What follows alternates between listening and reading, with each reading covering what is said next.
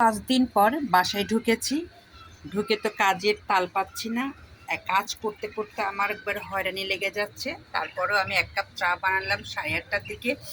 বানিয়ে আমার বারান্দায় চলে আসলাম আমার শখের পাখিগুলো দেখার জন্য। কারণ বিড়ালগুলোকে খাবার দিয়েছি, ওরা ভালো আছে আলহামদুলিল্লাহ। পাখিগুলো এই দেখুন, ওরাও ভালো আছে। তবে গাছগুলো ওইভাবে রাতের বেলা খুব সুন্দর দেখা যাচ্ছে না।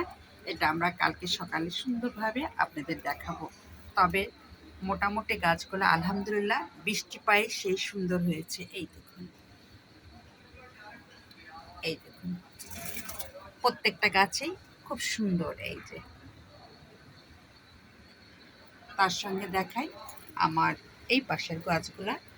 এই দেখুন, বৃষ্টি পায়ে খুব সুন্দর হয়েছে, খুব সুন্দর হয়েছে আলহামদুলিল্লাহ। আমি যে টেনশনটা করেছি সেই টেনশনটা আপাতত আর নাই। বৃষ্টির পানি পেয়ে ওরা মনে হচ্ছে যৌবন পেয়েছে। এই জন্য প্রতিটা গাছই মনে হচ্ছে হাসছে। এই দেখুন, এই দেখুন, যাক আলহামদুলিল্লাহ। মরিচ গাছ দেখা যাচ্ছে না, মরিচ কালকে আমি দেখব। তবে একটু শান্তি পেলাম বেলকনিতে এসে। এসেই প্রচুর কাজের চাপ পড়েছে, সেই কাজগুলো গুছায় এইমাত্র আমি আমার শখের বেলকনিতে চলে আসছি। তবে মেন উদ্দেশ্য ছিল আমার এই পাখিগুলোকে দেখার। এই দেখুন আমার জাদুমণিগুলা, আর বাকিগুলা এই দেখুন মাকে দেখে বের হয়েছে, আর ওটা ঘরের মধ্যে আছে।